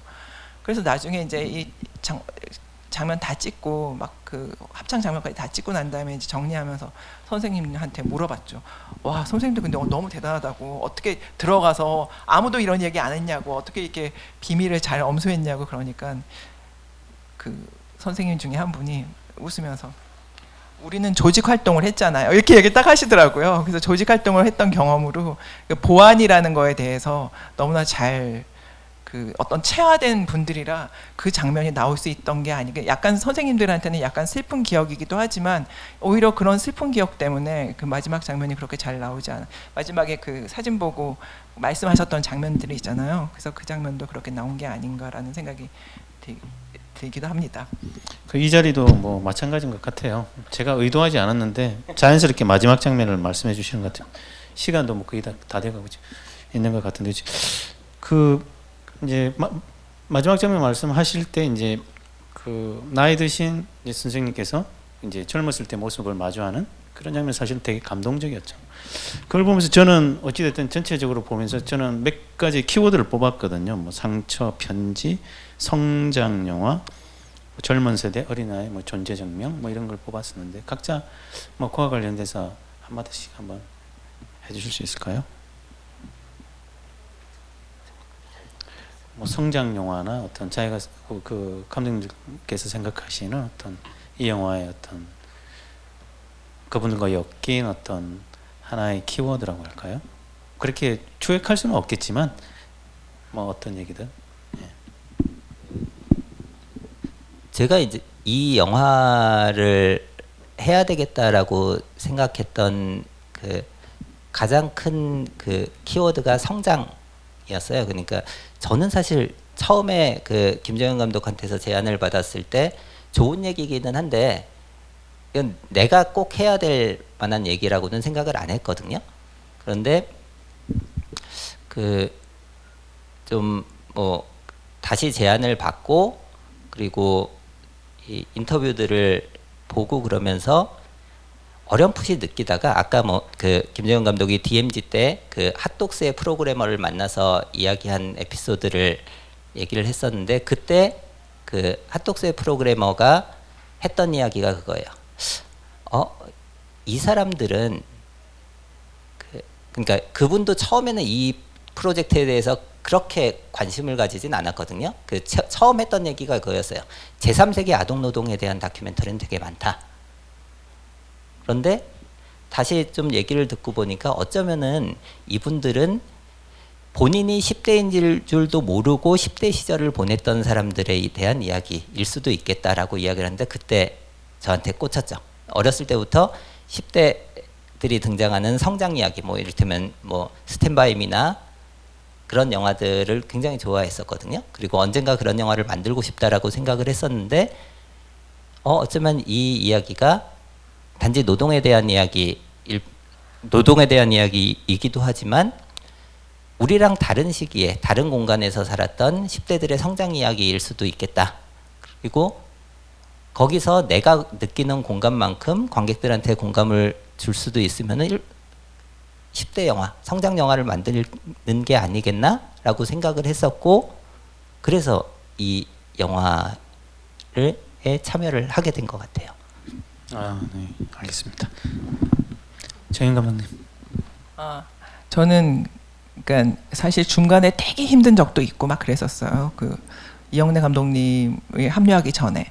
그래서 너무 힘들고 그랬는데 이영래 감독님이 들어오면서 너무나 신나게 이제 완성할 수 있었어요. 정말 왜냐하면 하면 아보다 더 훌륭하게 막 나오고 그러니까 그랬는데 저는 이제 이 영화의 어떤 코드가 예를 들어서 임미경 선생님 인터뷰했을 때 임미경 선생님이 그런 얘기를 했어요. 내가 그 당시에 종로 5가에서부터 종로 1가까지 걸어가면 모든 남자들이 나를 쫓아왔어 이렇게 얘기를 하세요. 근데 약간 되게 웃으면서 근데 얘기를 하는데 그때 빛나는 눈이 너무나 그 아련하고 반짝반짝 빛나면서 이야기를 하셨고 그다음에 신수연 선생님이 그 한글도 몰랐던 동료들한테 한글을 가르쳐 주기 위해서 그 간판들 있죠. 시다구함 이런 간판들을 가지고 한글 가르쳐주는 이야기 에피소드를 이야기를 했을 때 또 반짝반짝했던 눈들 그다음에 이수기 선생님이 그 노조의 후배들을 만나고 싶어서 그 강건한 사람이 막 눈물을 이렇게 지을 때 그 어떤 정서 이런 것들을 봤을 때 이 영화는 이런 정서 이런 마음의 모든 사람들이 공감할 수 있게 해야 되겠구나라는 생각이 들고 이분들의 소원을 이루게 해주고 싶었어요. 친구들을 만나게 하는 거. 옛날 친구들도 만나게 하고 후배들도 만나게 해주고 그런 의미에서 되게 소박하게 시작을 한 거예요. 이분들의 소원이 꼭 이루어지고 그다음에 이분들이 이 영화로 인해서 그 다시 과거의 그 어떤 자신감 그리고 지금 현재도 이제 그 자신감 이런 것들을 다시 또 복원해서 그렇게 되고 나도 나는 사실 이 영화를 만들면서 되게 힘들 때는 약간 내가 감옥에 갈 수도 있겠다는 생각까지 할 때가 한 번 있었는데 여기 영화 속의 선생님들은 10대 때도 감옥에 갔는데 내가 지금 뭐 감옥 가봤자 뭐 50 넘었는데 가도 되지 뭐 그래 끝까지 가보자 막 이런 생각까지 할 정도로 선생님들을 보면서 또 저도 거꾸로 용기를 얻었거든요. 그러니까 이런 상호작용 이런 것들도 되게 좋아서 선생님들의 마음을 잘 보여주고 그다음에 같이 서로 조응하면서 상호작용이 잘 나타나는 과정이 있어서 그냥 이 코드를 말씀을 하라고 하는데 약간 그런 과정 속에서의 상호작용으로 그냥 이분들의 어떤 이야기들이 모든 사람들이 다 볼 수 있게 하는 거 그것만 잘 나와도 좋겠다라고 있었기 때문에 그냥 결국은 잘 나와서 되게 지금은 만족해요. 지금 왜냐하면 되게 많이 뭐 10만이 봤다 이런 건 아닌데 지금 저희 10,000명도 겨우 넘었었거든요. 그래도 언젠가는 많이 보지 않을까 이런 생각을 하면서 네 이상입니다. 네, 저는 음악을 맡긴 했지만 그냥 이 영화 자체에 대한 좀 다른 생각을 좀 하게 됐는데요. 그러니까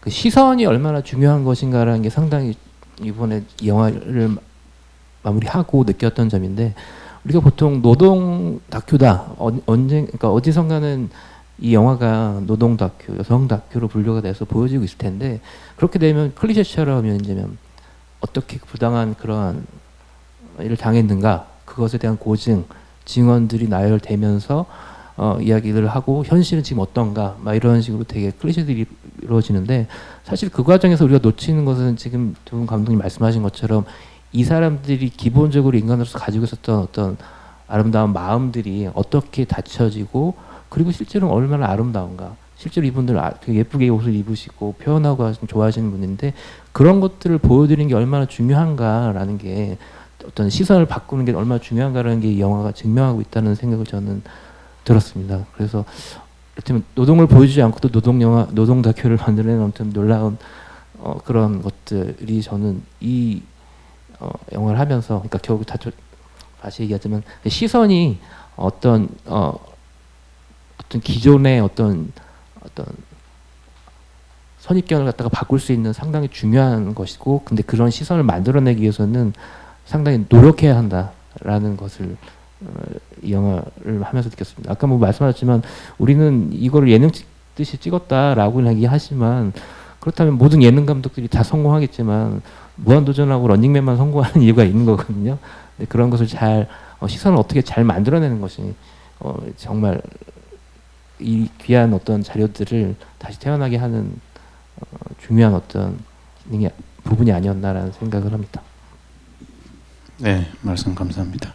각자 그 캐릭터를 나누어 가지고 자연스럽게 성장, 상호작용, 시선 이렇게 말씀하시는 게 그 실제 선생님들 등장하시는 것과 비슷해 가지고 아무튼 조화롭게 잘 들리는 것 같습니다. 저희가 원래 그 OST를 한 3곡 정도 준비했는데요. 지금 시간이 뭐 틀 시간이 안 되시는 거죠? 네, 집에 가서 같이 그러니까 그 편지 미경 언니에게라고요. 그 이제 영화 이렇게 중간에 나오는 그 OST는 그분들의 심성을 감정을 너무 잘 표현하고 계신 것 같아가지고 네.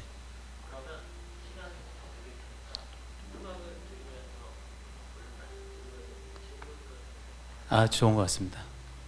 네, 저희가 그럼 지금 듣고 계신 노래가 이제 편지 미경 언니에게라고 해서 저희가 사실 낭독을 한번 해볼까 싶었어요.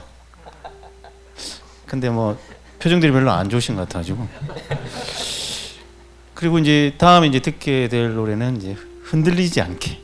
그러니까 이분들이 이제 10대 때 그 감성, 그 희망, 삶 그 자체의 어떤 노동 교실을 지키기 위해서 그곳을 갖고 거기서 그 노래를 불렀던 거예요. 흔들리지 않게라고 하는 게. 그래서 이제 그 곡이 이제 물론 이제 음악 감독님께서 이제 좋게 만들어 주신 그 곡이 이 곡 다음에 나올 곡입니다. 같이 이제 감상하시면 될 것 같고요. 혹시 그 질문이나 이렇게 하실 말씀 있으면 주십시오. 없으시면 제가 지금 요 음악 들어보면은 이 테마가 흔들리지 않게 그 테마를 가지고 변주한 거거든요. 그래서 박성도 음악 감독이랑 그 음악을 처음 이야기를 할 때 그 3가지 테마를 정해놓고 그게 각각의 단계나 감정마다 반복되면서 나왔으면 좋겠다 했을 때 제일 먼저 잡았던 테마가 흔들리지 않게였습니다. 그래서 흔들리지 않게는 어떤 밝은 이미지, 그 연대 그리고 우정 이런 그 이야기가 나올 때 그 쓰면 좋겠다라고 생각을 했던 거고요. 그래서 이제 그 지금 듣는 것도 그 흔들리지 않게를 변주한 음악이고요. 그리고 이거에 좀 상반되는 좀 슬픈 분위기의 음악이 있었으면 좋겠다 했는데 그거는 답을 모르고 있었어요. 저희들 중에 어느 누구도. 그리고 마지막으로는 그 오리지널 메인 테마가 있었으면 좋겠다 해서 메인 테마는 오프닝에 나오는 세월의 얼치고요. 그리고 끝까지 잡지 못했던 그 슬픈 테마는 그 아까 말씀드렸던 것처럼 강릉에서 선생님들이 저희는 듣지 못하는 상태에서 불러주셨던 그 뜻없이 무릎 꿇는이라는 찬송가였습니다. 그래서 이 음악의 영화 전체적으로 흔들리지 않게 뜻없이 무릎 꿇는 그리고 세월의 왈츠 이 3곡이 계속 변주가 되면서 그 이 관객들의 감정을 같이 따라가게 됩니다. 네. 음악을 이렇게 듣고 나면 그분들의 얼굴들이 선생님들 얼굴들이 한번 성함을 한번 각자 한번 말씀해 주시죠. 각자 한 분씩. 그 저희가 그 상복이 별로 없는 영화인데 유일하게 그 들꽃 영화제에서 대상을 탔었습니다. 그때 다큐멘터리 감독상도 같이 받으신 거죠? 아니 그 대상만 대상만 대상만 받았는데 그때 이제 그 여기 출연하시는 그 출연진들의 이름을 다 호명했던 게 사실 저한테는 되게 영광스러운 기억으로 남아 있는데요. 예, 그냥 한 명씩 하면은 뭐 저는 뭐 어찌됐건 우리 영화의 가장 그 중요한 역할을 했었던 이숙희 선생님. 지금 여기서 이제 다 이야기해요 이름을? 그냥 하면 이렇게 세월의 왈츠 계속 틀어줘도 좋을 것 같습니다. 갑자기 음악이 끊겨가지고. 그러면 신수혜 선생님. 미경 선생님. 예. 네. 혹시 그 질문 없으세요? 없으면 예 지금 하시고 계시는 일 잠깐 얘기하고 그럼 마무리하도록 하겠습니다. 네. 제가 옆에 앉다 보니까 계속 제일 먼저 대답을 하게 됐는데 지금 저는 그 원래는 이거 하고 다큐는 안 하려고 생각을 원래 다큐를 그 하겠다 이런 생각은 없었고 그 다큐 감독으로서의 그 자의식 같은 것도 저는 없기 때문에 그 다큐를 하지 않겠다라고 생각을 했었는데 그 언급결에 다큐를 하나 또 시작을 하게 돼서 사실 지금도 그 세트에서 그 소품들 촬영을 하고 있는데 그 유능한 스태프들께 촬영을 맡겨놓고 저는 지금 나와 있는 상황입니다. 저는 그 한 5년간 저희가 좀 나이가 연식이 돼요. 그래서 5년간 아무것도 안 하고 이것만 막 너무나 들급하다가 약간 건강도 해친 것 같고, 그다음에 이 영화로 너무 나의 지인들이 많이 동원이 급기야는 제작비, 후반 제작비까지 받고 막 그래서 약간 그분들한테 이제 인사도 하고 그래야 되잖아요. 그래가지고 인사도 하고, 그리고 우리 선생님들하고 공동체 상영 지방에서 할 때는 이제 선생님들이랑 같이 다니기도 하고 이러면서 사실 올해는 좀 쉬려고요. 쉬면서 운전면허도 땄어요. 그래가지고 이렇게 좀 하고, 저도 이제 다음 작품은 저는 다큐 계속 하려고 하고요. 그래서 다음 작품도 그 관객과 그다음에 주인공을 사랑할 수 있는 어떤 이야기들로 찾아서 이야기하려고 합니다. 네, 음악 감독님.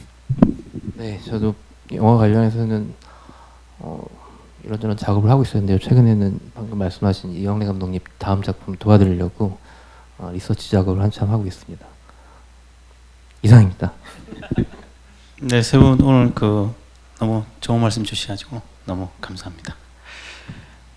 이제 마지막 멘트는 이렇게 여기 있는 걸 그대로 독서하도록 하겠습니다. 세 분 그 감독님들 너무 감사하고, 이렇게 영화관을 찾아주신 관객분께도 이렇게 여러 가지 영화에 대한 이해를 높이고 예술적인 영감을 자극하는 계기가 되었으면 좋겠습니다. 오늘 진행된 강간무는 유튜브에 업로드될 예정이니 많은 시청 부탁드리고요. 곧이어 3시 30분쯤 진행되는 강간무 이렇게 된 이상 청와대로 간다 프로그램에는 윤승호 감독님께서 게스트로, 이철아 감독님께서 모더레이터로, 정승길 배우님, 허정도 배우님께서 초청 게스트로 함께 하시니 많은 관심 부탁드리겠습니다. 네, 이상 마치도록 하겠습니다. 감사합니다.